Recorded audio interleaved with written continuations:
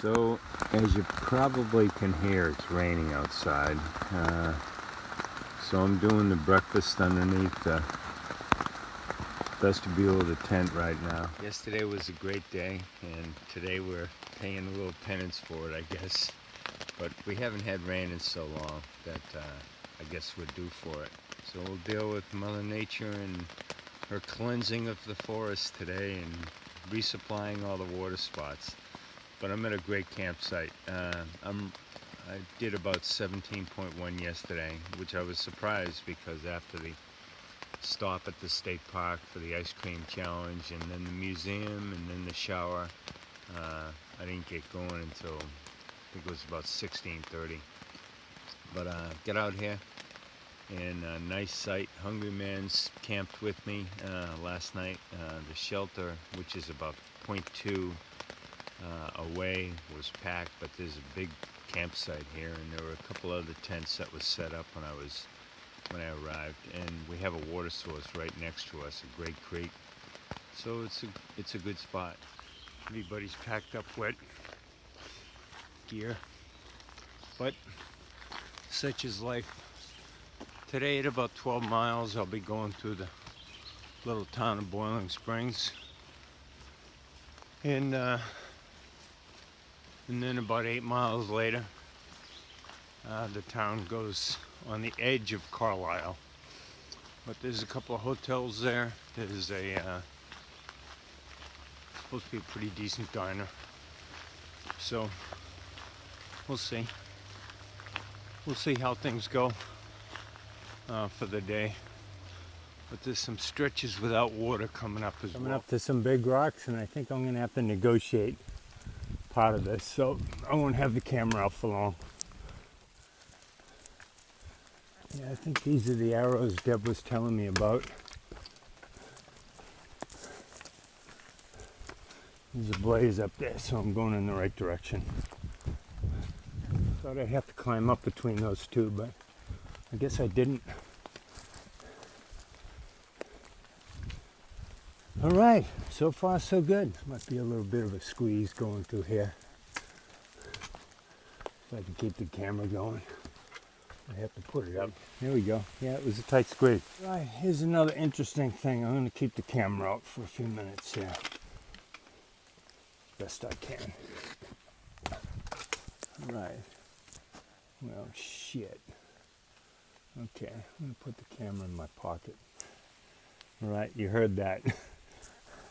I had to put the poles down to get up that. And let's see. He's gonna have an editing challenge. Okay. I gotta go this way now. Okay. All right, pocket. Those are moments where the GoPro would be good to keep out. My question is, I must be going, yeah, blaze.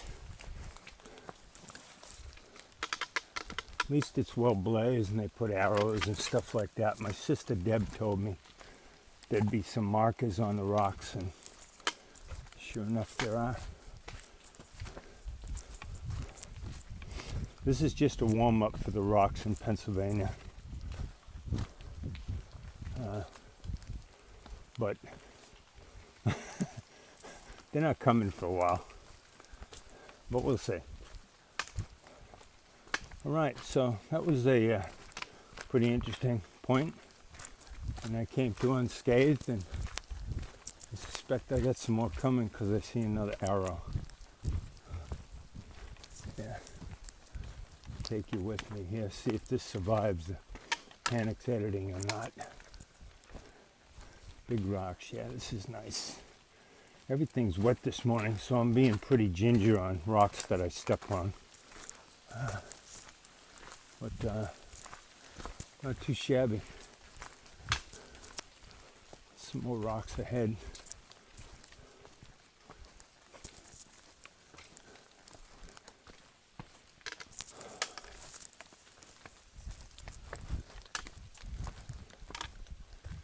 Right, okay, going this way. Right, I'm going to put the camera camera up. These rocks here, they're kind of like Mother Nature's non-skid, like the deck of a ship, or you know, a top deck, where it's got ridges and nubs and stuff like that into it. Not everywhere, but here's another example. This big rock here is one. A couple more here. This one, however that happened, is pretty cool. But if you had to go up that rock, you got a little friction there with all those rocks to help you out. You're probably getting tired of seeing these out here, because we are in Rocksylvania, but it's massive. When I came up, I said, wow. But this sign is interesting. It says, "Welcome to Appalachian Trail lands. These lands are being farmed to maintain the historic pastoral setting along the trail. Active insect and weed management is utilized on agricultural fields along the Appalachian Trail to ensure farmers a crop harvest. This includes the periodic use of pesticides consistent with conventional agricultural practices. For your safety and to protect crops from trampling, all hikers and dogs must stay on the Appalachian Trail footpath during these areas during the growing season." Just came from over in that direction, made a turn in here. Big cornfield here. Looks like a bunch of wheat over here that you can see. Gigantic fields. And I'm walking this way. I'm going in a little town of Boiling Springs. And you can see crosses this river.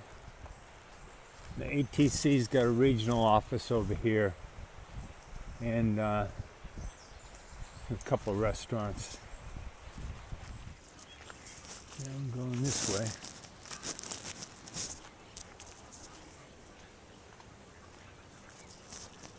I guess I'm in town.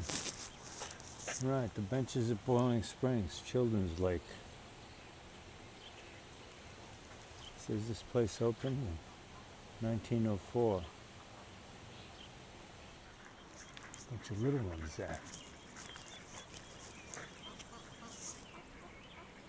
Rain's lighting up, and this is what I'm looking at.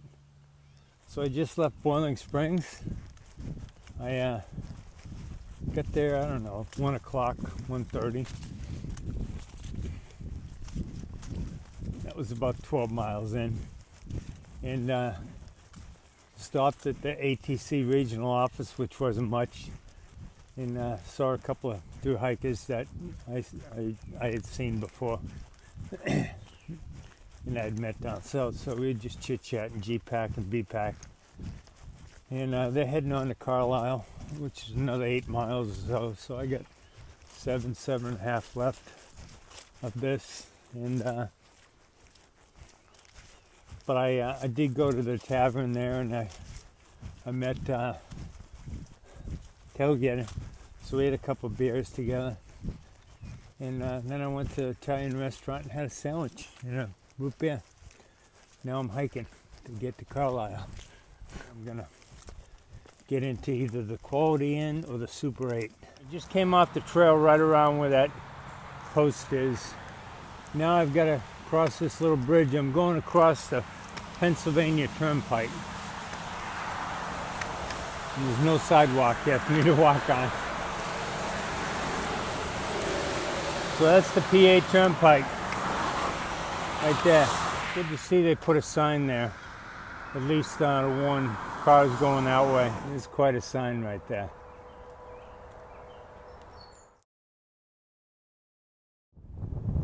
There you go. The Cowards. Yesterday was a pretty trying day with the rain, in the lake thunderstorm, and the mud. But you know, it wasn't cold wet, it was warm wet, so you can put up with that. And not bad day. I got some good miles even with a stop in Boiling Springs for 2.5 or 3 hours in the afternoon. But I decided yesterday that I was going to stop in Carlisle where US 11 crosses the trail and I went, there was a Quality Inn on the north side of the road and a Super 8 on the south side, and they both got pretty good reviews from Gut Hook, other hikers and all that have been there recently. So I said, I'm going to stay, because I was pretty muddy and my clothes needed a cleaning. I treated my clothes when I flipped, when I was home for those 9-0 days, and that's good for 6 washings. So now I'm down to 5 washings, and I'll have to keep an eye on that, because as I get further north, the deer tick issue gets bigger. And walking through some of these pastures, you know, you're getting brushed from the waist down with the grass, and that's where lots of ticks are hanging out. And I put the Picardin on today before I left, and I put sunblock on first, because I guess sunblock and then insecticide, according to some CNN article I looked at before I left, make sure I was doing it in the right sequence. Sailing, not really too wet in here. Very nice. Who knows how it got here? Just once again, makes me kind of walk in awe of the CCC folks who built this trail years ago, and all the Appalachian Trail clubs that are committed to maintaining the trail and keeping what it was in the eyes of Benton Mackay and Mr. Avery so many years ago. Lots of meadow walking today as we get ready for the first go around with the rocks. I think they're coming up in less than 2 miles. Just came across a lady and her 4-legged friend, and she's an ATC corridor monitor, so I'd ask her if she could maybe identify herself and tell us what she's doing. Hi, I'm Michelle Miller, and I actually work for Appalachian Trail Conservancy, and I'm out here working on an agricultural special use permit for the ground structures to farm, farming for the experience of the Appalachian Trail, and I'm just marking the boundaries of those fields. All right, very cool. Well, thanks for all you do. Thank you very much, Jason Myers, for allowing us to transit this wet area so we can get back into the woods. So good on you. And whatever you're doing today, you got the appreciation of at least one 2019 through hiker, but I know you got the appreciation of thousands and millions of people who have transited your bridge one way or the other. So thanks much. Over here. Just came out of the woods there as I get close to Duncannon, which is that town down there. So I'm heading to a campsite that's probably up somewhere by that bridge, but I'll walk through the town on the way through there. I'm walking into Duncannon. There's a sign over there.